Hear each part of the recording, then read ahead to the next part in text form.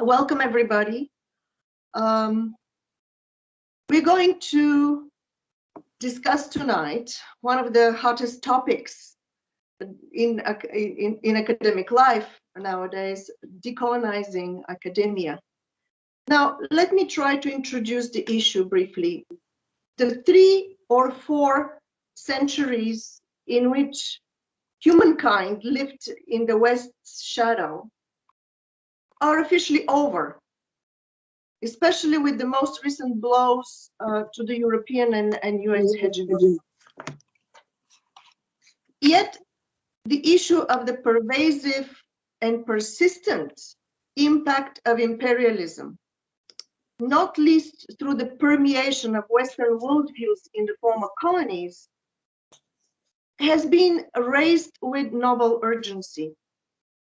Gurminder Bhambra's work has been at the forefront of the recent mobilization for a radical decolonizing of social practice, including in science and higher education.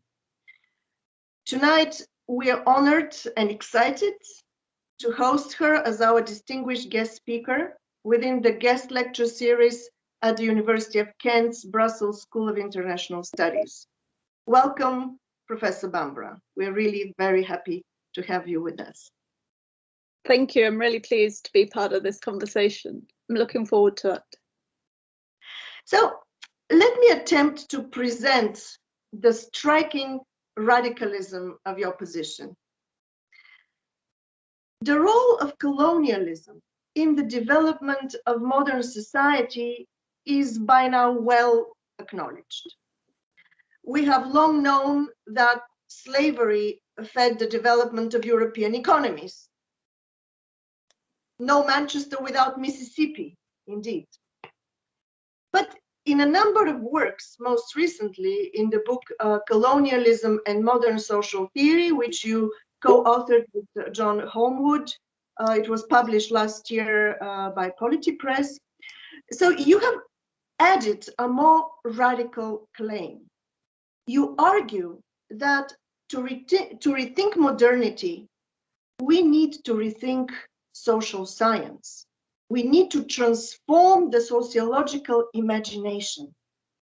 This is the case because social science, as it developed in parallel with the historical practices of imperial expansion, of colonialism, did not simply serve that expansion, did not help it, did not enable it, but it was not just maliciously used to legitimate oppression, but social science was constituted by that oppression, and thus has remained constitutively deficient in serious ways. In other words, colonialism has so deeply affected social science that in fact, we don't have the means of performing the emancipatory critique to which we social scientists are in principle committed. And this deficiency, you note, cannot be overcome by adding missing elements. What we need to do, you note, is to transform social science. Now, if I have misconstrued your position, now is the time to object, because this revolutionary thesis is what I would like us to focus on tonight. Did I? It's not misconstrued. I think I would perhaps present it slightly differently, because it's not straightforwardly. We can talk about the oppression that comes out of colonialism, and that's a topic. But when we talk about colonial histories, in part what we're talking about is that the social sciences have been established on the basis of acknowledging particular histories, whilst there were also other processes that were happening at the same time but not seen to be significant, and those tended to be those associated with colonialism. And it's the failure to take seriously colonial histories in the construction of the social sciences that leads to the deficiencies in being able to address problems in the present, because we haven't got a proper accounting of the past in terms of being able to intervene more effectively in the present. So it's much more epistemological rather than normative, I think. Very well, very well. So let us start with first things first. Let's clarify the object of this endeavor. You know, social science, even in its most narrow scope of social theory, is a very diverse entity. I would agree that, let's say, mainstream economics is guilty of every flaw attributed to it, no matter how outlandish. But we also have critical theory as part of the Occidental social science. So the issue is, how do you establish the common denominator that allows you to articulate or to discern a distinct object that is in need of transformation, of decolonizing? That's my first question to you. So I think, so when we think about the social sciences, they often appear to us as perhaps nothing more than the aggregation of discrete undertakings. There, as you say, there's lots of different ways of doing social science. But I would suggest that there are two things that the social sciences share, and that they do share an absence, and the absence is the address of colonial histories. And they also share a common focus on modernity, within which this absence is implied. So if we think about the work that Habermas has done in terms of presenting this idea of the way in which sociology itself is seen to be the discipline that structures the social sciences. It's both a social science, but it also structures the relationships between the social sciences. And on one side, in effect, you have politics and economics that deal with the rational and the structural. And then on the other side, you have sociology, which deals with the social, but sociology also organizes the relationships between the political, economic, and the social. Now, whilst these are presented as, in a sense, the way in which the disciplines are organized, the thing that I would want to point to is that the social that they are all committed to is the modern social. It's not just the social, and it's the modern social without recognition of colonialism. And to the extent that colonialism is taken into account within the social sciences, I would say that anthropology possibly takes it somewhat into account, but anthropology is seen as distinct from these other disciplines, which create the very particular core of social science. And what's missed is that if you were to take a step back and think that it's not just the difference between politics, economics, and sociology on the one hand is seen to be the modern, anthropology is seen to be the traditional, and then history from the humanities provides the basis of thinking about the context from which these disciplines emerge. But the dividing line between the modern social and the traditional social sciences is not tradition and modernity, or rather that's presented as the dividing line, but what connects them is colonialism. There's a colonial frame within which we can come to understand that the making of societies as modern or as traditional is produced through colonial relationships, and not to acknowledge those connections, I think, is the common absence amongst the social sciences. And what's needed is an address of the modern, not as the modern traditional divide, but to think about how the modern comes to be, and therefore to think about it in terms of the colonial modern. Okay. Can you still hear me? I'm not. Yeah. Okay. Very well. Let us now get more specifically into the project of transformation that you have in mind. So in what way have colonial practices, so as I said, not only use social science for nefarious political goals, not least through these omissions and silences, but have been constitutive of that knowledge, as is your more radical claim, how they have shaped social theory? How should we understand that? So I think, within my earlier work, I focused on the idea of modernity specifically. And here the understanding, so when I began my research in modernity, I looked at what a lot of people had to say about it, and whether they were Marxists or Weberians or postmodernists or from whatever spectrum they came from, there were two things that everybody seemed to agree on in their understanding of modernity, even when they disagreed on everything else. And the two things that they all agreed on was that modernity was something that emerges within Europe, and it creates a temporal rupture, a break in time between a traditional agrarian past and a modern industrial present.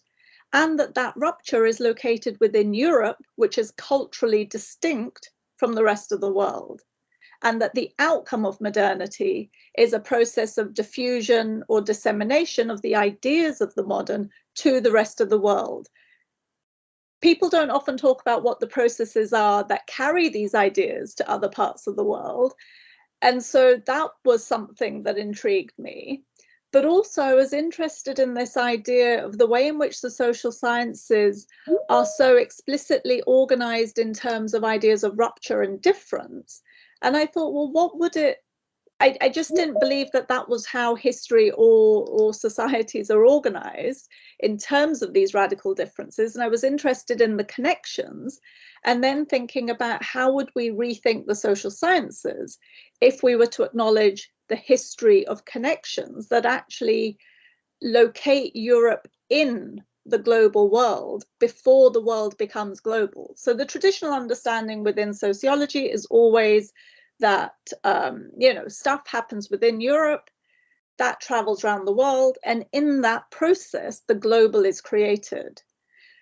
But if I can give a couple of examples maybe to sort of say how I think this makes a difference. So if we think about the Industrial Revolution, so the two events that are seen to create modernity, the Industrial Revolution and the French Revolution, the political and economic revolutions that come to define what the modern is. Well, the Industrial Revolution, if you really push people, where does it begin? It begins in Europe. No, but really, where in Europe? It begins in Britain. If you ask them where in Britain it begins, the most common response I've ever had is Manchester and Lancaster. The cotton mills of Manchester, as you were saying. And as you introduced this earlier, Albena, you were saying, there is no Manchester without Mississippi. And indeed, there is no Manchester without India first, because that's where cotton comes from, as does the technology of how to dye and weave it. It's the raw material is grown in the southern states of the US by Africans who have been taken there as part of the European trade in human beings. That raw material is brought to Manchester, where it's turned into cloth, and that cloth is sold around the world, usually at the point of a gun, because it's of inferior quality to cotton produced elsewhere. So there were already global connections prior to Manchester being able to become the origin of the Industrial Revolution. And yet, if we start from Manchester, we have faced these existing relationships, which are largely based in colonial terms, and we imagine industrialization happening spontaneously within Europe and then creating capitalist global relations, when actually there are colonial global relations that underpin the very possibility of the emergence of industrialization and then capitalism. So that's one way in which I think that we need to sort of rethink the social sciences in terms of the economic. And I can also give an example of the political, but I'm also happy to defer that to a bit later if you want. Yeah, I'm very intrigued by this epistemological justice claims about the epistemological injustice and the endemic deficiency of social science. So if you could tell us about this, the five fictions, in order to understand what are the main knowledge claims that underpin the decolonizing argument. So the five fictions come out of the recent book, Colonialism and Modern Social Theory. And just to give a sense of what we hope we did in the book is that so I've read and taught the work of Tocqueville, Marx, Weber, Durkheim, and Du Bois for a long time, and both of us have. So this is a book written with John Homewood. And we were interested in the way in which the ideas and understandings of these thinkers are so central for sociology and social theory. and the fact that these thinkers lived and worked and thought at times of colonialism. And it can't be the case that they didn't ever comment on colonialism, and they did comment on it. And what was interesting to us was both what they saw about their time, how they interpreted those processes, how their understanding of their time comes then to be effaced in much of the secondary literature on their work, so that the work that they have done in terms of thinking about these issues. So Tocqueville, for example, writes not massively, but sufficiently on Algeria. He writes on slavery and abolition. He writes on democracy in America. But if you ask people what do they know of Tocqueville, it's democracy in America. And if we ask people, what do you know about democracy in America? It's usually about the counterposing of the political form of democracy within the US, counterposed to that of France, and thinking about the relationship between modern democracy and France having to establish democracy out of its feudal remnants and so on. So that's all well and good. And there's a chapter within Democracy in America, which is titled the chapter on the three races. It's a very long chapter at the end of volume 1, and in abridged editions of Democracy in America, that chapter is often excluded. It's just cut out. And yet Tocqueville, in his correspondence with his collaborator Gustave Beaumont, has said that you will understand nothing of democracy in America if you do not read what it is that I have to say in the light of this chapter on the three races, because that's what gives substance to everything else that I'm saying. And this chapter is actually quite an extraordinary chapter in terms of thinking about the relationship between European settlers, indigenous populations, and Africans who've been brought to the US in the condition of enslavement. And his reflections on the relationships between them, between those three groups, and what that then says about the possibility of democracy, which he recognizes as only possible or as only happening for European settlers and not others, should really enable us to then think about what the limits of democracy are and what the limits of democracy within our understandings have been, to the extent that we fail to take seriously the structured exclusions that are at its heart. So it's not that indigenous people and Africans were contingently absent from democracy as it comes to be established and thought about in the US context, but they're actually structurally excluded from its very possibility. So now we can't just say when we see an exclusion, oh, let's include people. Inclusion is not the answer to domination. And hopefully that sets out why. That's brilliant. That's dovetails with what I call in my work the paradox of emancipation. That to be included in an unjust system does not advance us very much. So I would like to press this argument a little bit further into your proposal for taking care of epistemic injustice and how to reform the very system of thought and what counts as valid knowledge, right? Okay, it is true, it's very well known that virtually all of the early political thinkers and theorists of liberal democracy, Tocqueville, John Stuart Mill, Max Weber, were not just Eurocentric, but ardent and unscrupulous advocates of colonialism and social imperialism. And yet, in terms of thinking of the validity claims of social science, epistemic validity, what would you make of the strands of reflexive critique of science that have been developed within Occidental thought? One such example is the critique of instrumental rationality developed within the Frankfurt School of Critical Theory, tradition within which I work. We have Horkheimer and Adorno's dialectic of enlightenment that, stresses that progress and decay are in parallel and entangled.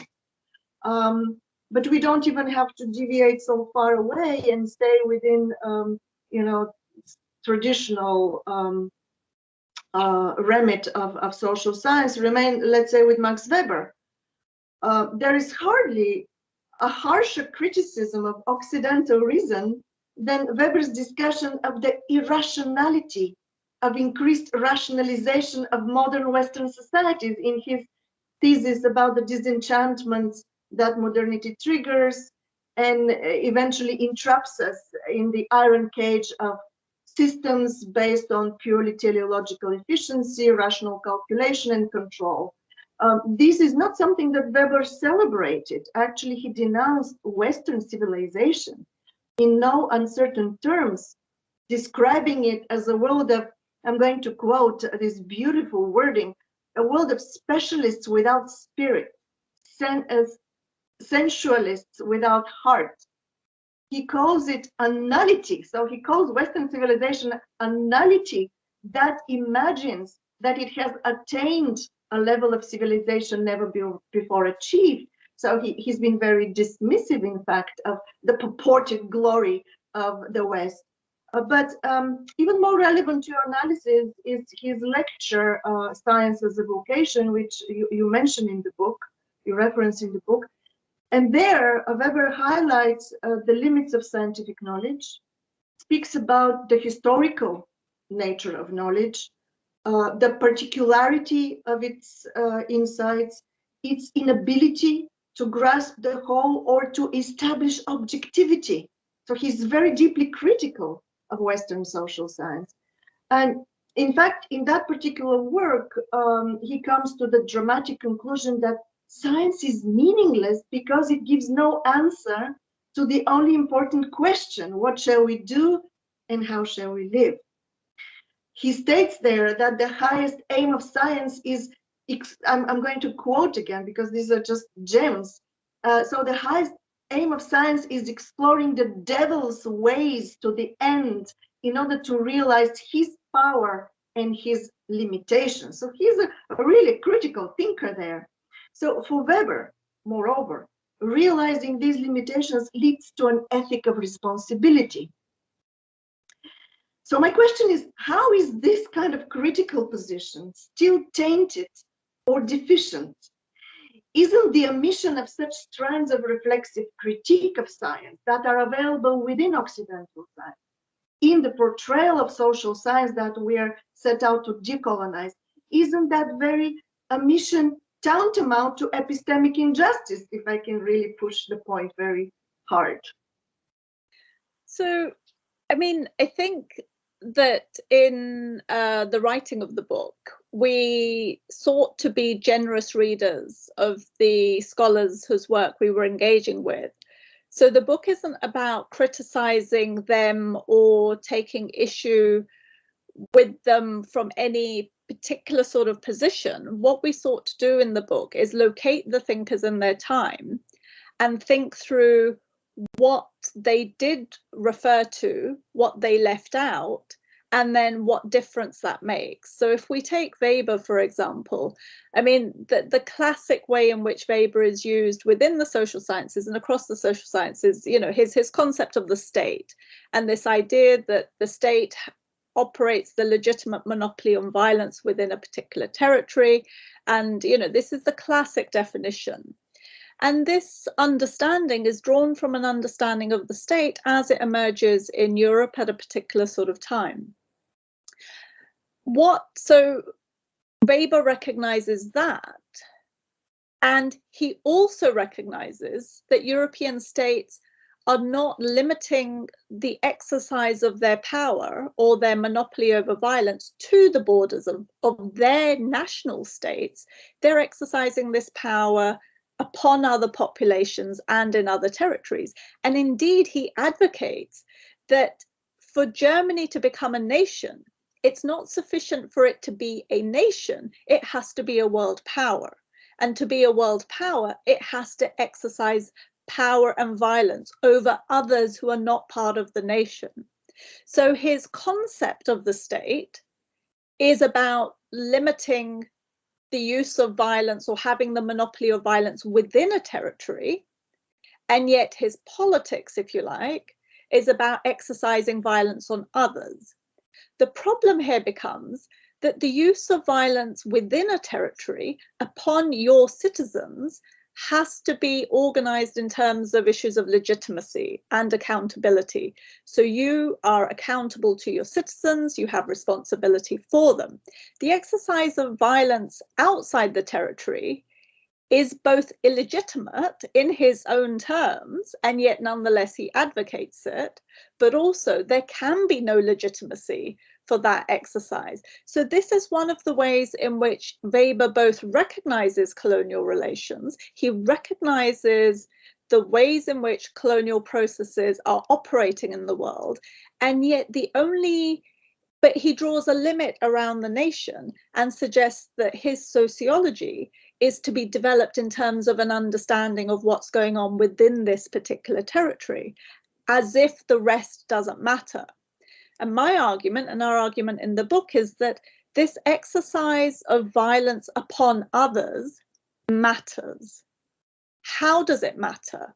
How does taking seriously this violence that's perpetrated upon others, what should that cause us to rethink about questions of legitimacy, accountability, in both for his own time, but also in the present, because we use Weber's understanding of the state as our blueprint. And yet it sort of hides all this. So how can we transform our understandings so that we can be more accountable for the exercise of violence in our name, but without any accountability that continues to go on in the present? So I think that's why, even if Weber provides us with some resources, we would suggest that what we do in the book is to take issue with, if you like, the conceptual architecture of the social sciences that has been established by these thinkers. And we're taking issue with that rather than them straightforwardly as individuals, although of course we have critiques of them as individuals as well. But the object of our critique is the conceptual architecture of the social sciences that's been established on the basis of understandings that fail to take colonial processes seriously.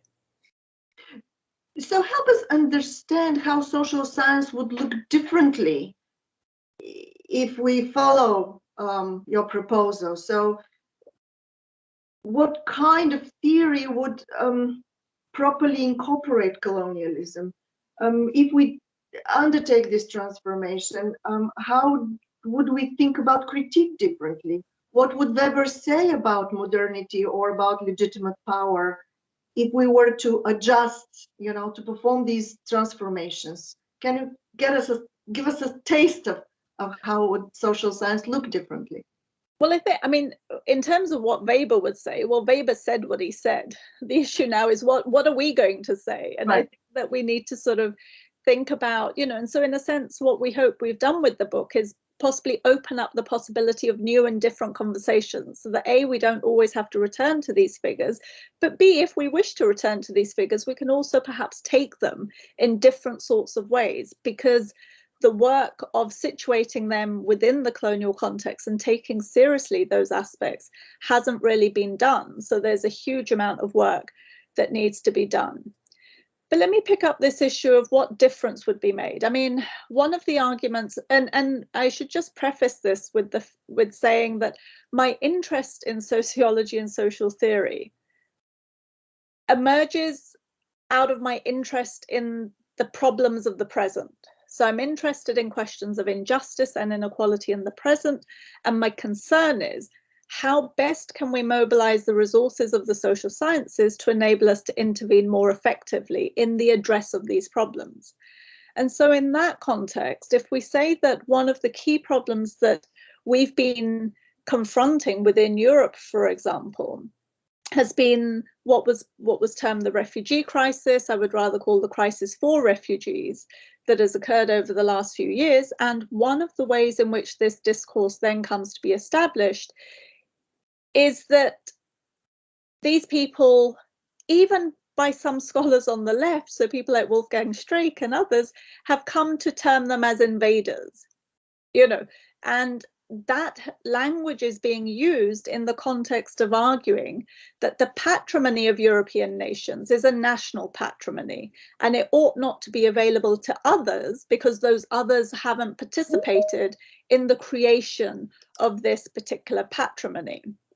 My argument would be that if we understand European states not as having been nations, but for the most part as having been empires or involved in colonial projects, then we would understand that the wealth of Europe has not been created endogenously through the labor of Europeans, but rather has been also through the appropriation of colonial wealth, of the taxation of colonial subjects, the extraction of their labor and resources, and so on. And so in that sense, it's not a national patrimony that European states have, it's a colonial patrimony. To the extent that it's a colonial patrimony, maybe that could open up the possibility for us to think about how we relate to those who seek our help, often because we have also been responsible for creating the conditions of the need for them to move, whether that's through war, famine, climate change, etc. And we could think about our responsibilities differently if we were to acknowledge that the state that we are in has not historically been a national state. It's been an imperial state. And this is true even for countries in Scandinavia and Eastern Europe who often wish to disassociate themselves from the idea of a European colonial past by saying, well, we didn't have empires. They may not have had empires, but they certainly participated in what I would call emigrationist colonialism, which is that they sent their populations to settle the lands that we now call the Americas, Australia, New Zealand, South Africa. And money remittances were sent back for the development of those countries from that labor. Yeah, brilliant. But still, is this an epistemological solution, or it is just a political corrective? So my question would be to see whether these resources are not already available within Occidental social science, and I would naturally seek them within critical theory. So it is true that none of the original authors who started this tradition of thought addressed colonialism. They were, you're right in your criticism, they were preoccupied with, the possibility of authoritarian rule within Europe, Nazism, autocratic, the Soviet regime. And yet, it does not automatically mean that if they have this mission in terms of the themes that they develop, they do not develop the conceptual resources or the methodological resources for a critique of forms of domination, including colonial, the persistence of the colonial violence. So, take Walter Benjamin's statements, that every document of civilization is also a document of barbarism, very famously, that is very much open to criticism of the categories within which we interact as a civilization. Even more radically, if I can think of the most radical contribution of critical theory, that would be, and indeed in the direction of this epistemic pluralization and transformation that you're calling for. For instance, Adorno gave up altogether theory, but not critique, because he became aware, and actually inspired by Kant's critique of judgment, he became aware that any critique would be totalizing in some way, no matter how much you pluralize it. Because if you pluralize it all the way down, there is no more theory. There is only forms of critique of social injustice. So this distinction between critical theory and social critique, shouldn't that be enough to allow for emancipation without foreclosure, without exclusion and epistemic injustice? So I wonder, in what sense is this still insufficient to deliver us to the kind of analysis that you advocate? I mean, I think its insufficiency rests in the fact that it can't really break out of its own modernist presumptions. So it understands emancipation as associated with the modern, with modernity, and whether it regards modernity as a finished project in terms of like the end of history thesis that you have, or as an unfinished project with the Habermasian thesis, it's still nonetheless a project that understands itself separate from colonialism. So if we understand the modern world to indicate empirical historical progress, but we don't take into account the deaths that were established in the basis of creating the modern, then it's almost as if we're trying to say that emancipation can be for us here in the West without us having to take into account the fact that the very possibility of our lives has been made possible through the subjugation and oppression of others. There is no freedom in Europe without the enslavement of Africans or the subjugation of colonial subjects. And so in that sense, if all you're doing is focusing on freedom and the emancipation of the individual, without taking into account how your emancipation is associated with your subjugation of others, then it's an emancipation that I'm not actually that interested in, because I believe in an ethic to, that has a sense of a responsibility to take account of to understand that the conditions of my life have been made possible through histories that have made other people's lives unlivable.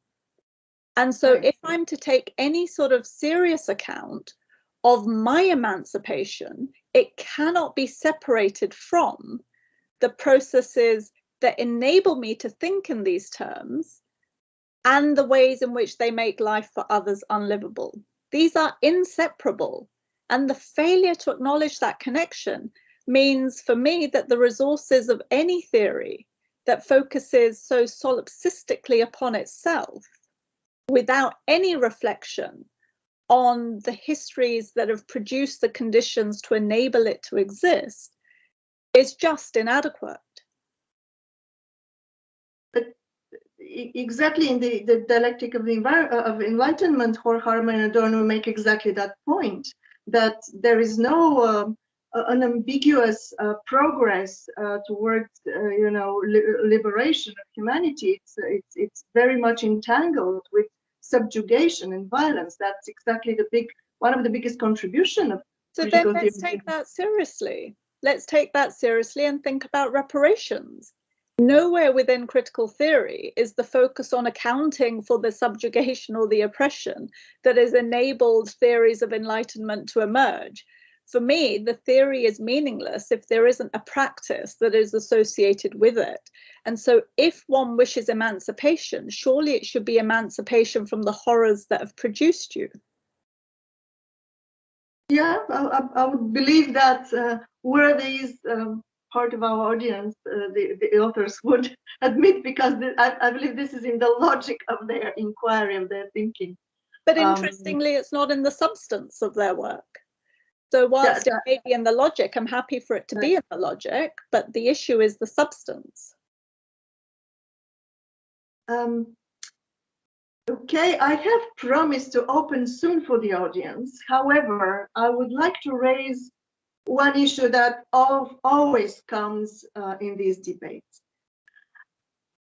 So the typical objection to any criticism of the Enlightenment's heritage, that is the ideas of autonomy, emancipation, freedom, universal and unconditional rights. The typical objection goes something like this: even if these ideas originated within Western Europe, with all the history of subjugation and violence, the scope of validity of these ideas surpasses their geographical origin. Not only that, but they have effectively been used by the anti-colonial movement. So some fear that questioning the heritage of the Enlightenment right now, especially when the liberal order that kind of maintained or pushed those values as its own philosophy of history, as this liberal order is waning, this would weaken these invaluable sources of empowerment that are needed in the struggle for injustice around the world. So this is the typical objection. So in other words, to rephrase that, are we going to abandon the idea of freedom because of the abuses in its name, when in fact so many have relied and still rely on that very idea to free themselves? So I don't think anybody required a European conceptualization of freedom in order to free themselves from oppression. You know, I mean, there are sort of, you know, from anybody, you know, the colonialism has been resisted from its very beginnings, and we have this documented in any number of ways. And that resistance is something that was often used as a way of sort of justifying further violence against these populations, used as the basis. So resistance to enslavement was used by Europeans to justify enslavement because these people were using violence to resist something.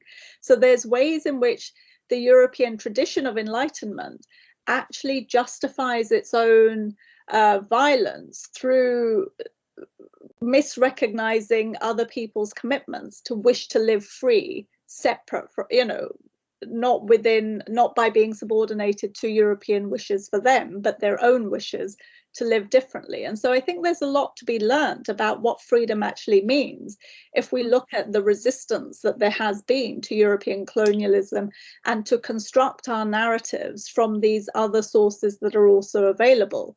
I think it's absolutely and I also don't think that ideas have an ethnicity. So I don't use the language of Occidental social science or Western social science.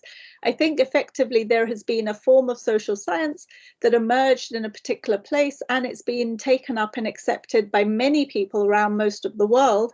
And I think that its conceptual underpinnings are problematic, whether people are using it in particular ways here, there, or anywhere else. So the issue isn't arguing for an Eastern social science or a differently organized social. It's arguing for the need for a transformation of our understandings, which requires which requires us having to learn from others. And one of the things that I find so interesting in these sorts of conversations and these sorts of spaces is the utter resistance to think that Europeans can learn anything from anyone else, and that the resources have to be available within one's own tradition for them to have any respectability or validity. It's like, why be so parochial about this?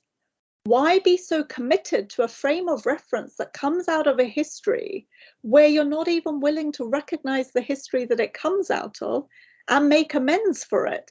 But you're so tied to this idea that there is nothing to learn from anybody else. And that I find the most parochial process ever.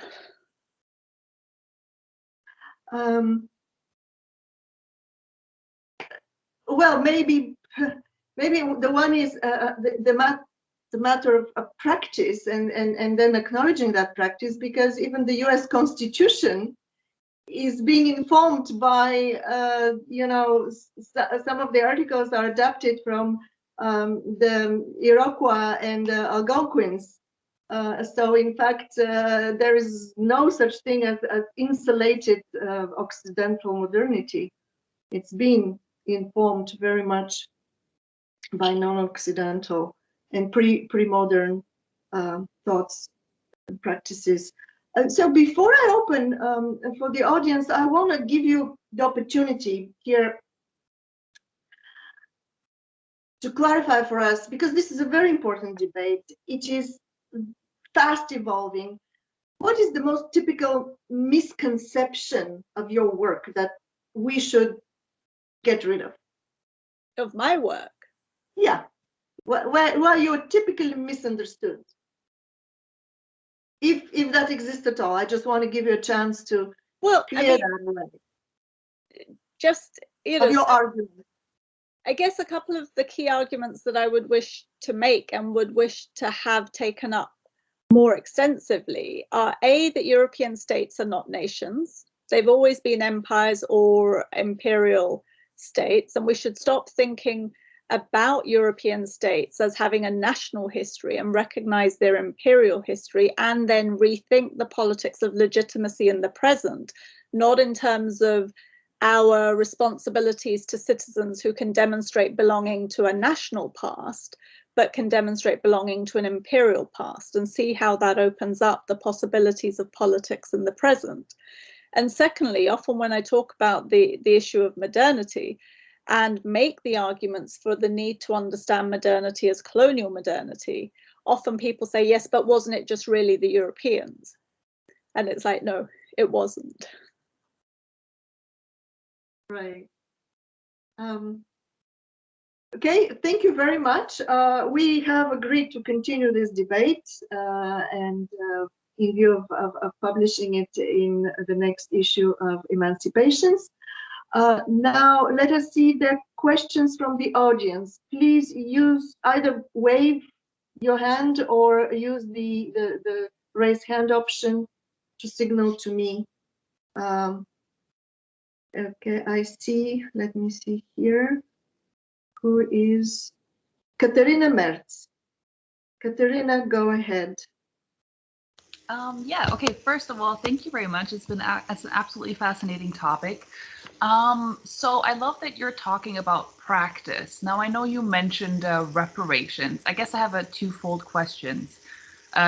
So first of all, what do you think sort of Europe can do? Reparations of what kind? How can we sort of not make up, but acknowledge the past and sort of move forward? And then secondly, us as students, as current recipients at a British university and maybe future contributors to sort of academia, what can we do? What conversations need to be had to progress, I guess? Okay. Do you want me to answer them one by one?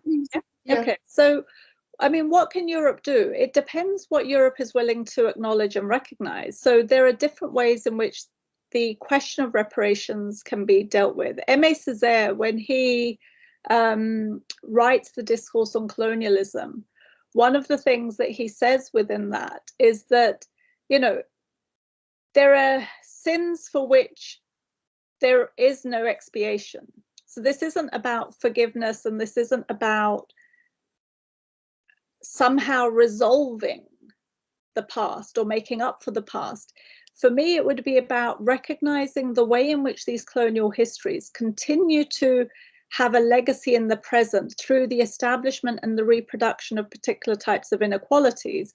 And if we were to address inequalities in the present, that would be one way of making reparations for those past histories, because there's no inequality that exists in the present that doesn't have colonial history as part of its as the basis from which it's emerged. And so if we were to address that, and if we think about it in terms of sort of issues of climate change, for example, the people who are most at effect of climate change and the people who will suffer the most from it and are already suffering the most from it are the populations that have done least in terms of the industries and processes that have produced the changes that are causing these sorts of things. So one of the things that we could do is take responsibility for our modern world to the extent that it's our modern world, it's our colonial modern world that has produced climate change of catastrophic climate change, and then think about what it is that we need to do to ensure that other people have the possibility of survival, and then possibly more than survival. But even survival would be a good thing for starters. So in that sense, and also the question of reparations also depends on what it is that people want. So one of the best examples I've seen of the call for reparations has been by CARICOM, which is a community of Caribbean nations that have come together to argue for reparations. And they're arguing, well, their argument is that Britain appropriated the wealth that came from their enslavement and their exploitation, and it used that wealth to help establish the National Health Service, roads, social institutions, art galleries, education, everything. And they're asking for money to be able to establish social democratic institutions in the Caribbean region. Institutions that wouldn't only be available to those who are descended from the enslaved, but also would be available to everybody who lives in the Caribbean. And so in that sense, what I would call social democratic reparations are an important way of thinking about how we address these legacies. It's not an individual process, but a collective process. And what can we do in the present? I mean, some people call me a post-colonial theorist or attach that label to me. I think the way in which I use the term post-colonial is that I use it as a provocation to always think about the colonial in what it is that I'm thinking about. So I have no commitment to post-colonial theory. I have a commitment to the term post-colonial as a provocation to think of the colonial, and to be a sociologist that doesn't not think about the colonial. Okay, thank you. Let's continue. Zoheb Mashwir, please. Zoheb Mashwir, it's your turn. Okay, you probably cannot hear me. I think we have to allow Mike. And would you like to ask your question? The mic is enabled. Hello? I think they've put a comment in the chat, so I can respond to that around on the subject of the liberal world under threat from critique. Is there any reason to assume there's ever been a liberal world to begin with? Well, I wouldn't assume that, because I think, as you probably understood in terms of what I was arguing, that there's a wonderful book called Liberalism and Empire by Uday Singh Mehta, who talks about the fact that what we understand to be liberalism can't be understood outside of these imperial relations. And so we have to think about what has come to be understood as liberalism in that sort of context. Okay, shall we continue with Scott Hamilton? Scott, go ahead. Hi, thanks very much for your presentation, and I loved your book, and I wanted to know if you had to make a list of to warn political scientists to be wary about using these concepts. Some of the ones that came from tonight were like the state, emancipation, democracy, freedom, modernity, but I wondered if you were to make a hit list of things that we as political scientists should be wary of using, what words would be on that list? So again, it's not about substituting words for other words. For me, it would be about transforming the concepts so that they're more adequate to the histories that actually produce them. So I don't think that we can work without a concept of the state, for example, but to the extent that we take our understanding of the state that recognizes a history from the Treaty of Westphalia through to the French Revolution, through to the unification of Germany and Italy, and then to decolonization, and just assumes this genealogy as self-evident and doesn't ever ask oneself, well, decolonization, so we have nation states that suddenly come into being. How do they suddenly come into being? Like, what is the context of colonization, and what does that mean for the possibility of new nation states to emerge after colonization? Were the countries that were the colonizers, should they then just be understood as nations at a time when they were colonizing and were actually imperial? So I would argue that actually nation states don't really come into being until the latter half of the 20th century, because that's the period when we begin to see a preponderance of nation states on the global, within the global context. Prior to that, we don't have nation states. We have imperial states, we have colonized states, we have colonizing states, we have, and so the assumption that it's the nation makes it impossible for us to understand the nation state in the present. So it's not that we should give up the term the state, we should historicize it more adequately and then think about how that concept would need to be developed and transformed in light of that historical understanding, and then see what further resources it opens up once we've done that. And I would say that that's probably true of almost all concepts of the social sciences, that we would need to judge their adequacy to the extent that they are able to account for and address the colonial histories that are also a part of their establishment. Okay, very well. Let's continue with, there is a person who raised their hand very early under the heading Decolonizing Social Science Guest. So there is no name, but please ask your question. So I'm able to use my mic. So is it me? Yeah. Yes. Oh, okay, cool. Can you hear me properly? Yep. Yep. Okay. So first of all, thank you so much for this presentation. And I just wanted to know if we relate what has been said tonight to the realm of OST, so ontological security theory. I wanted to know to what degree does that questioning and the decolonization of social sciences that are deemed as Western and the questioning of the Enlightenment ideas pose an ontological threat to the West in the current world? Thank you. Well, I mean, the West is at threat by climate catastrophe. And this is one of the things that comes out through COP26. If you've been following the debates, there's a sudden urgency to how we deal with climate change. And there's a sense that, we can now finally see that the changes that we've produced in the environment and to the climate are beginning to have an effect even on us within Europe. And that they're likely over the next 20, 30 years to have a quite extreme effect upon us within Europe. And so the argument is often organized in terms of what can we do to stop climate change from affecting us, or usually our children. And that fails to take into account that climate change is already making life unlivable for many people around the world.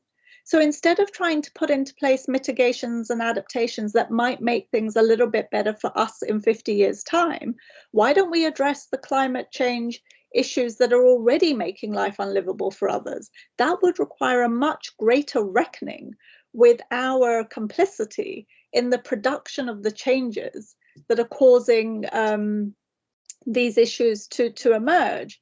And so in that sense, I think that there's, again, a very limited understanding within Europe that Europe is a part of a world, and that world is structured in particular ways as a consequence often of the ways in which Europeans have acted upon that world.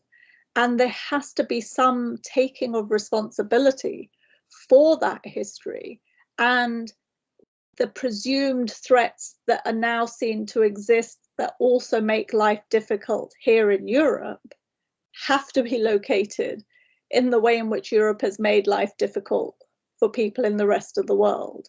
And so I would be less focused on the ontological threat to Europe than thinking about what the material threats have been that we need to address with some urgency. Okay. I follow with a question in the chat from our colleague in Barcelona, Marta Palacio Vendaño. Professor Bhambra, what do you think about the term decoloniality, a term very common in the context of Latin American studies developed in the USA?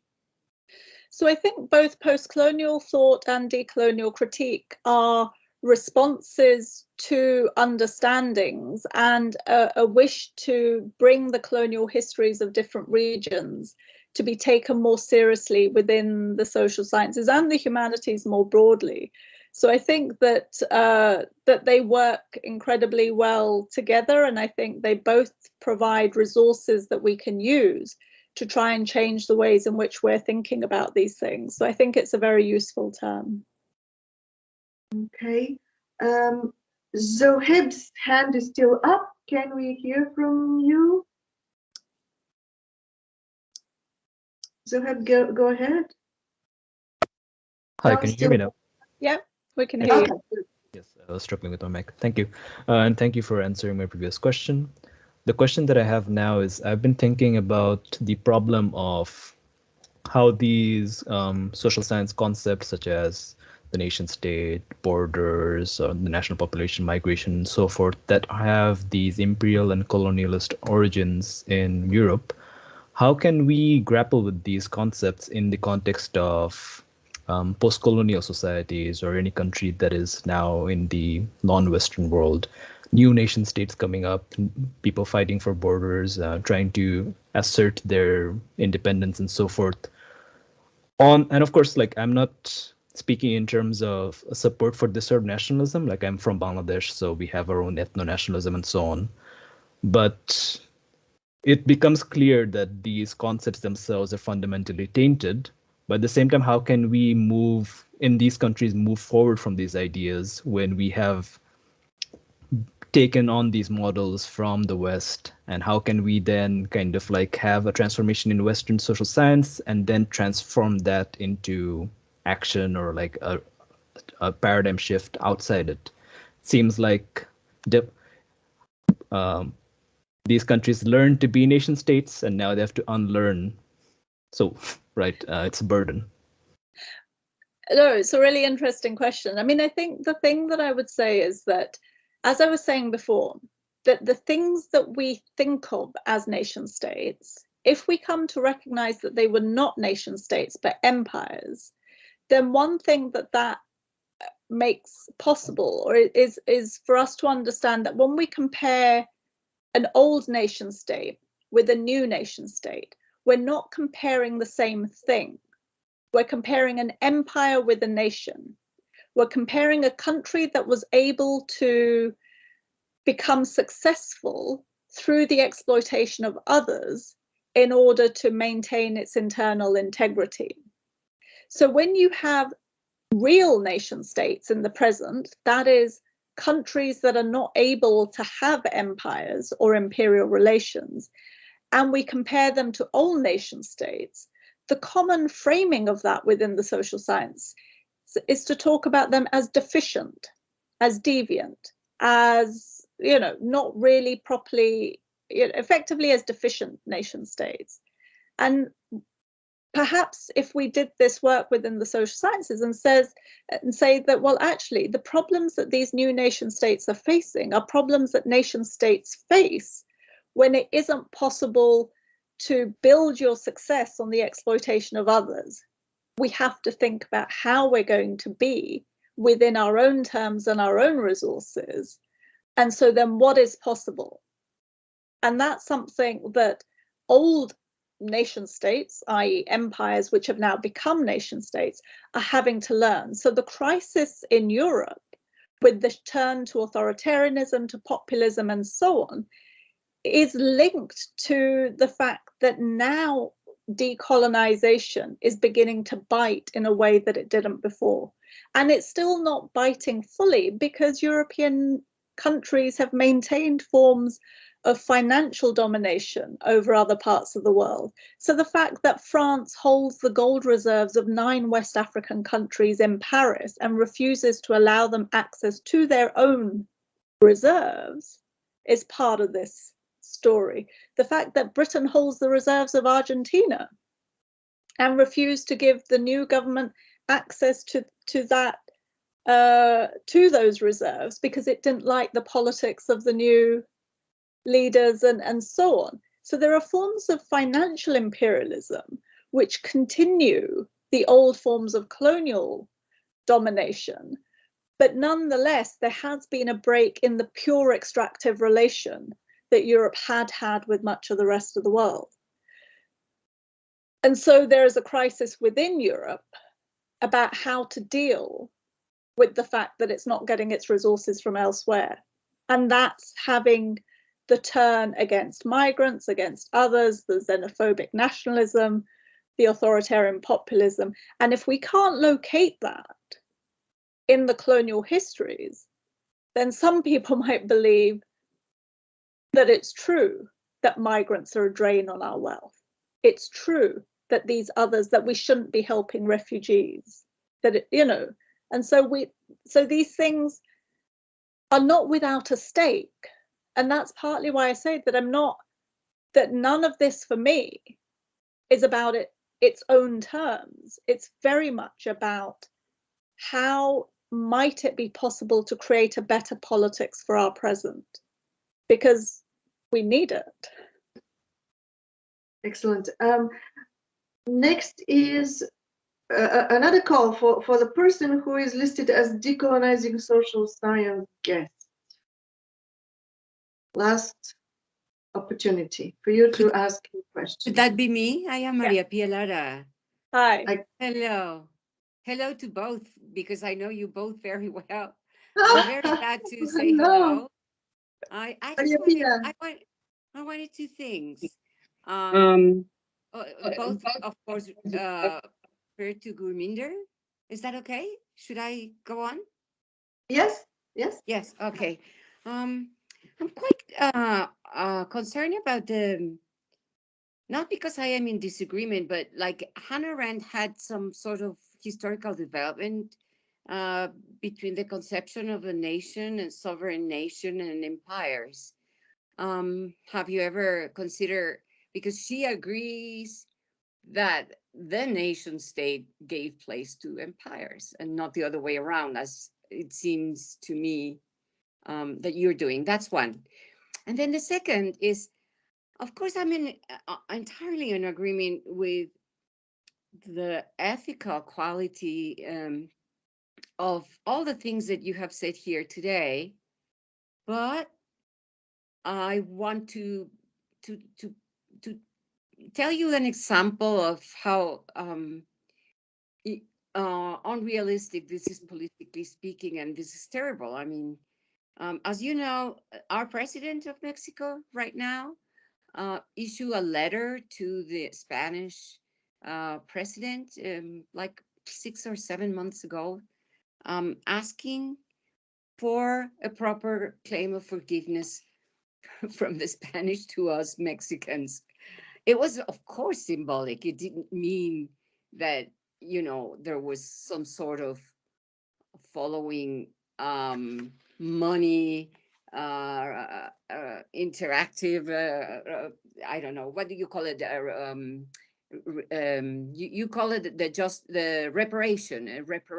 Yes. No, the Spanish reacted very negative, but not only the politicians, the people. I was very surprised to see how they thought this was just such a stupid, ridiculous. Of course, in my view, Spain has a inferiority complex because, of course, being in Europe, having been the most potential empire at some point, it was when the English won the war of the invasion by the Spanish, they disappeared. And with the counter-reformation policies they had, they didn't establish themselves as the great potent empire as they thought they should have been. So this is the thing, you know, there are economic interests, political interests of that are the ones that have to be criticized powerfully in our speeches, because it's never going to happen that the empires are going to recognize what the laws and debts, and you know, the Spanish built up all their colonial cities on top of our cities. of the Aztecs. I don't know if you knew that.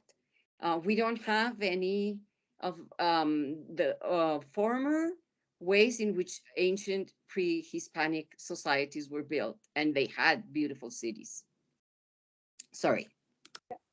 Okay, that was Professor Maria Pia Lara, speaking from Mexico, an eminent critical theorist.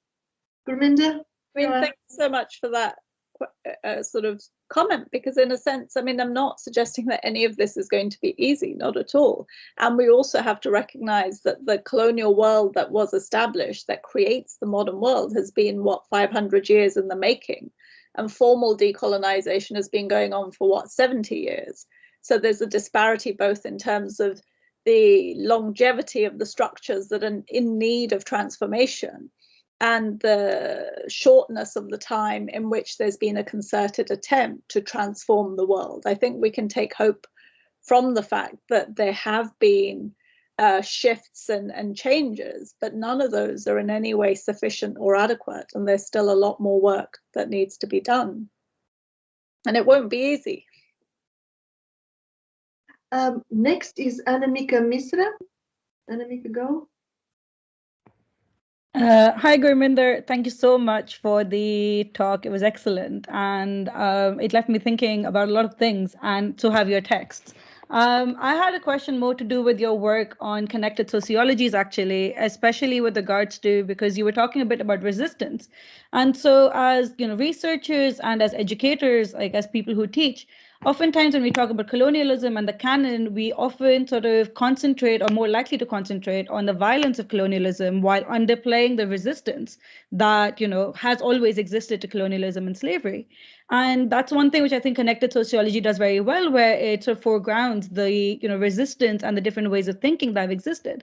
And I was wondering what sort of recommendations or any sort of comments that you would have for those of us who are trying to foreground resistance, because it is a lot harder to do that, because beyond just mentioning the sources and mentioning the conversations, given the fact that a lot of young students have an abysmal understanding of British colonialism, especially, but also just European colonialism, so much time goes in explaining the context. So how do we balance that, where we humanize the people who resisted against slavery and colonialism and actually foreground their resistance more than we foreground the objection or the violence that colonialism visited upon them, without underplaying what actually is the history and what actually is the reality of it?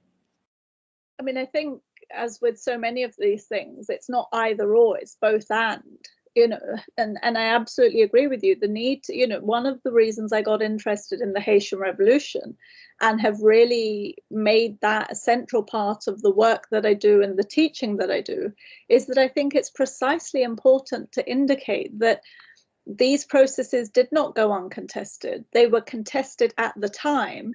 And actually, the French Revolution can't be understood except that we understand the Haitian Revolution and rethink the French Revolution in light of what happens in Haiti. And then 50 years on from Haiti, you have what is often called the Indian Mutiny, but could be understood rather differently in terms of yet another revolutionary moment that seeks to disrupt the patterns of power that are predominant at that time. And what would it mean to establish a history or an understanding of the world in terms of those moments of resistance? So to think, and in that sense, make them not moments, but make them the beginnings of a structural transformation, so that you could go from Palmares and the Quilombos in the Southern Americas to Haiti and what happens across various plantations in the southern states, to thinking about the Indian Mutiny, to linking that to other moments across the Indian Ocean world, and then developing an understanding that builds to the present in terms of those sorts of contestations and the ways in which people sought freedom, emancipation, equality against the colonial forms that were being imposed upon them. And, this is work that is to be done. So do it. Very well. Next is Reda Mahajar, who is a PhD student at the BSS. Go ahead, Reda. Okay.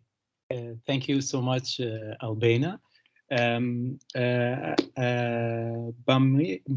Sorry, I pronounce your name wrong, obviously.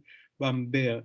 I had the very good fortune of reading your text as an undergrad when I was studying with the LSE. So it's a wonderful, wonderful opportunity to see you in person today. I found the ways in which you spoke about the necessary to understand the histories of the concepts, such as the state, or for example, when we are speaking about the so-called migration crisis, very intriguing in a sense that if we take the historical aspect out or the temporal aspect out of these concepts, what we are doing is that we are treating these concepts and these issues as a matter of fact, rather than historically being produced as an effects of colonial power. One particular text that helped us to think genealogically through this is Provincializing Europe. This was published like in the year 2000, so we are speaking about 22 years now. I was wondering if you would recommend any text that, took this task further and deconstructing these colonial concepts, these European concepts that are being, taken as universal, while they're provincial and local, ever after, the publication of that landmark book 22 years ago. Thank you. Oh, my pleasure. There's, I'm just trying to see, I've got it up here. I think it's called World Making After Empire by Adam Getachew. It's a recent book that's come out, which seeks to sort of pull together many of the histories of independence struggles in different African and Caribbean countries and rethink our understandings of world making through those processes. So I think that one's called World Making After Empire. Another very good book and done sort of differently that I would strongly recommend is called Modern Migration Theory by P.O. Hansen, who's using the insights of modern monetary theory to think about how Europe has managed its migration crisis. And linked to the issue of modern monetary theory, there's the book by Ndongo Sambasila and Fanny Pigot called The CFA on the French colonial currency. And they provide a really interesting history on the establishment of the French colonial currency and the way in which France requires West African states to maintain this currency and maintain it as tied to the French franc, even though the French franc no longer exists, and so on. And so, we have these absurd situations where those colonial legacies continue in the present, even when the ostensible nation has shifted into another form. So those would be a few recommendations off the top of my head. Mm-hmm. Thank you. Let me add one recommendation for the sake of diversity. I would throw in Sankara Mithu's Enlightenment Against Empire, in which he argues that thinkers such as Diderot, Immanuel Kant, Johann Gottfried Herder developed an understanding of humans as inherently cultural agents and therefore necessarily diverse. So that's a road away from this totalizing category as the nation state, because these thinkers rejected the conception of a culture-free natural man. So I think there's still a lot of hope within the Enlightenment tradition. Can I just add, because that reminds me, there's a more recent book that's come out called The Post-Colonial Enlightenment, which is an edited volume, and it's got some fabulous chapters in it. One of them is by a colleague called Arava Mudhan, who talks about Hobbes in America. And that's one of the best pieces that I've read about Hobbes and so on. Beautiful. I made a note. Thank you. So finally, a question from Bojan Savic, my colleague. Please, Bojan, go ahead. Oh, thank you, Albena. Okay, my mic now works. Thank you so much for organizing this and Professor Bhambra, thank you so much for your insightful contribution. I just wanted, because I'm figuring this is towards the end of your talk, and I just wanted to bring this discussion back maybe to where we started, to decolonizing social science, but in a more maybe specific way. Actually, I'd like you to speak to our students, in fact, as students, in the sense that when we teach, I think, decoloniality and post-colonial theory, we need to tell our students what these theories, in fact, aspire to and what the goals are. And I give them sort of a discourse analytic kind of take on that, as in, well, this is what some prominent post-colonial theorists have said. And it's interesting that you do have people like Robert Young who do frame the goals of post-colonial theory in very sort of critical social theory terms, emancipation, empowerment. And our students, I think, are, not just BSS, but around the world are sort of young idealists, sometimes utopian, but radical sort of people. And I think that's beautiful. What would you tell them? What is the goal of post-colonial or anti-colonial critique beyond these sort of fairly abstract terms? Because they're really good at pushing me in the classroom, well, what does this mean? What would you specifically say about it?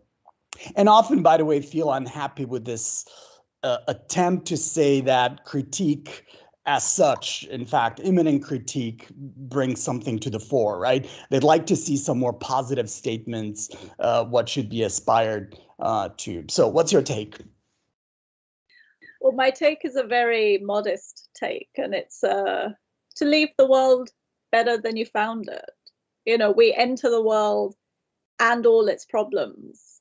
And what are the problems that we identify? And what difference can we make to those problems that we're committed to resolve? And in that sense, if enough of us do this, we will hopefully make a difference that goes far beyond what any of us as individuals are able to do, but by linking in with others, can make a more transformative difference to the world, so that there is actually a world that remains for future generations. Because the way we're going at the moment, that's looking less and less likely. That's beautiful. Thank you.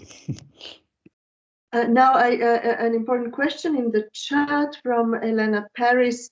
What strategy should we effectively use to introduce insights from other epistemological traditions? Because indeed, we do recognize, how laden with violence, the European colonialism is, and yet, what does it mean to introduce insights from other epistemological traditions? Maybe at this late point, we should just say, read Gurminder Bhambra's last book, but still, I will give you the final word to clarify this important point. Just to say this briefly again, I guess you asked me the question earlier, what's the key misunderstanding or something? And it's also often the idea that I'm not part of the Western epistemological tradition, when in fact that's the only tradition I've been brought up in, and it's the one that I've learned and within which I work.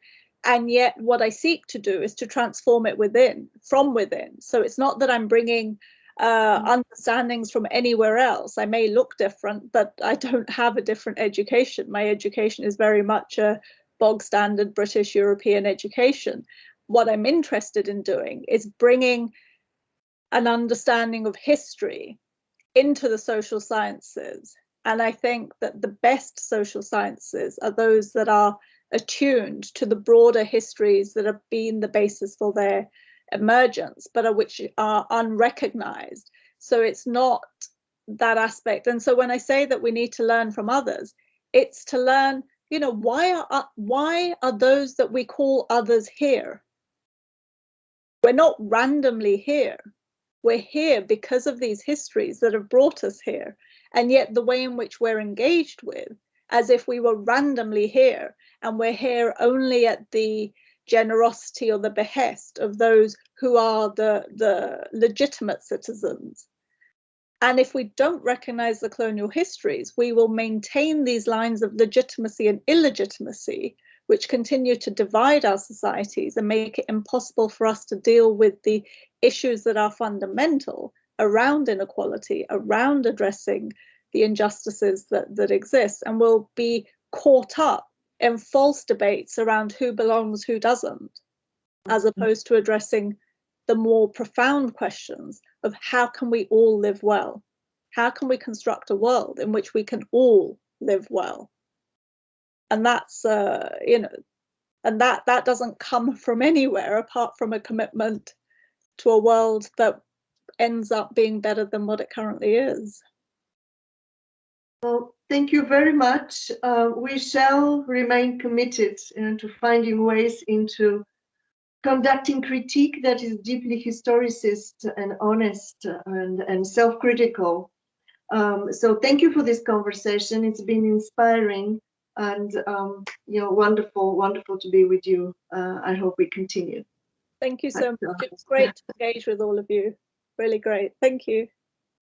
Bye. Bye-bye, everyone.